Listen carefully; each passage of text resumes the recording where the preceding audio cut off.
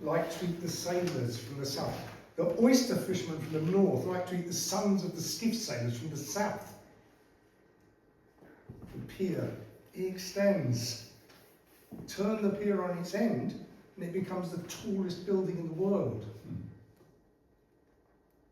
The excursionists drink seawater. The godless excursionists like to drink a pint or two of seawater.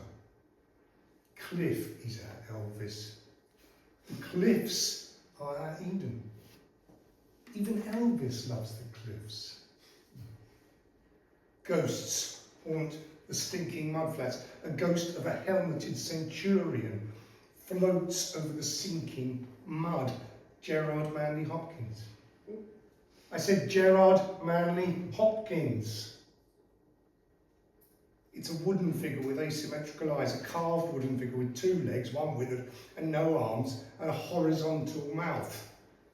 You really get on my goat. For the pioneers, it was a dream. For the locals, a punchline. A dream and a punchline. On the island, you can dry out. You can dry out watching the kangaroos and emus. If you get thirsty, they'll smuggle booze from the mainland. Knock-off booze, illicit booze, tainted booze. You'll pay for it.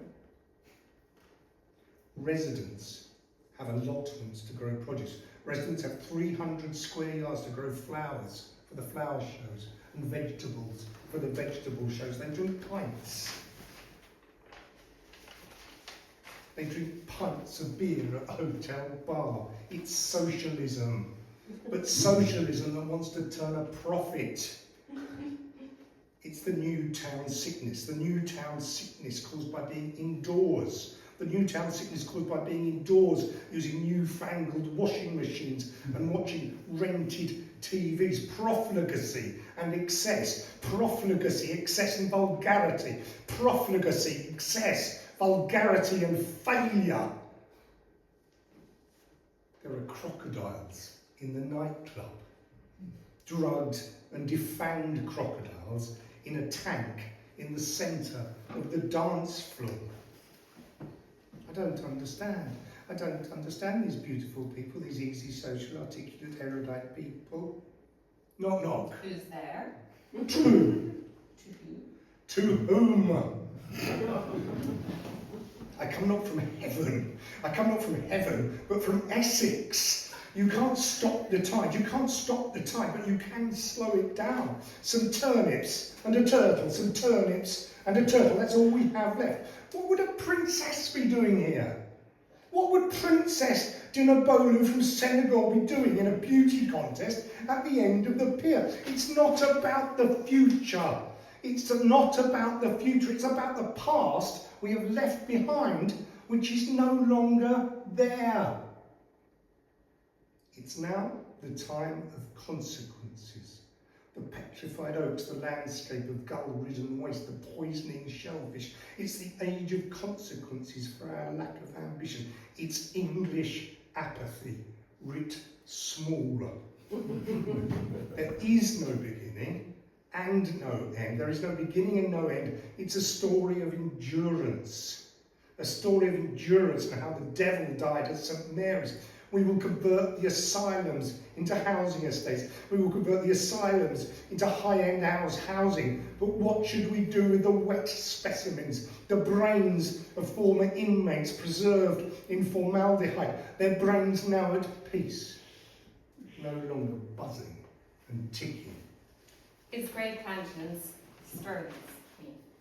A grim, ungainly tide is bearing, boats beating against the current, so aptly spoken that bureaucrat pondering its power on Brixetian, Micketian cliffs. Oh, to go or not to go, withering like the tides, lapping the shores of the shires of those great Hiberno isles, collapsing under the immensity of bureaucratic idiocracy of tithe and title and ownership, while we purvey the beauty of forest fires and modern-day pilgrims evading AI gate detection systems. Wouldst thou have preferred the costume of a Roman centurion, theatrically minding the way, ploughing with studious intensity to those innocent days of older times of cops and robbers, Indians and pilgrims, when life seemed so promissory. When life seemed so promissory, before the paths of destiny foreclosed to apathy. Those saintly days of yore, when sign and signifier was just mother, unquestioned and unbeguiling. When truth to power neither reared its edifice of artifice, whispered or incited to those skulls of the degenerate exposed in our shiny museum of European history. Just not the vicissitude of the Irish ones, so safe in their pallor, in their double-speak pioneers. The obstreperous Gerald Manny Hopkins, roll through the crow of Edgar Allan Poe, Marilena, the sparkle of Dumas. Speak, my beauty, like a gaggle of crows in autumn, heckling for bread in your fallacious paradise. Speak now, or forever hide your peace. Most people Oh, find the it difficult wreckage to of the understand purely intention verbal economy. concepts. Did you witness They the sound suspect of the that ear, one-handed they don't backbone? trust it. In Did you general, we feel feel the all sense of obscure. satisfaction Things and are visible intellectual when we control? can see for ourselves. We admonish you children, for think instance, to that believe only trademarks half of the of what they glass say and nothing of what they comforted hear. in All your kinds of brief shorthand systems of window of notation academic have been insight, developed to help us see what we your hear. feeble We earthly employ mind visual and spatial and metaphors for a embodied great many presence, everyday straining expressions. under the We illusion insist of on control, employing visual compliance, metaphors, even when we refer to purely bureaucratic, psychological ambitious, modes, croaking such as to tendency read and life, your and duration, for earth-winding instance. of We say thereafter when we really mean then after. Did, Always when we mean like at all core, times.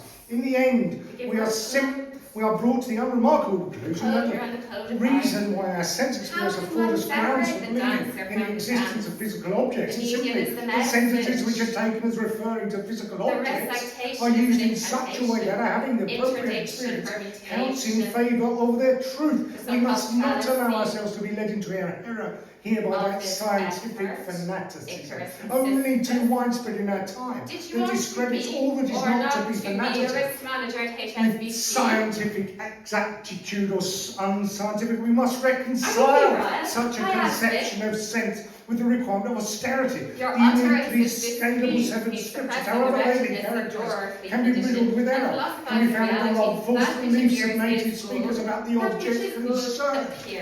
We can discover this area, and in doing so we change neither the referent nor the sense of the proper name. If such a change were the result, our new beliefs would lack the required property of being logically incompatible with our earlier beliefs. The possibility of such a relation holding between beliefs is central to realism, and is part of our intuitive understanding of the role of proper names in our language. The microwave, the waste disposal, the orgasmic elasticity of the carpets, this soft resort-style civilization irresistibly evokes the end of the world. All their activities here have a surreptitious end of the world feel to them. These scholars with monomaniacal passion for things French or Marxist, the various sects obsessively concerned with chastity or crime, these joggers sleepwalking in the mist like shadows that have escaped from Plato's cave, letting loose of the mad into the city. These are beast individuals who have escaped from the hormone laboratories of their own bodies, and these drilling platforms, grand casinos,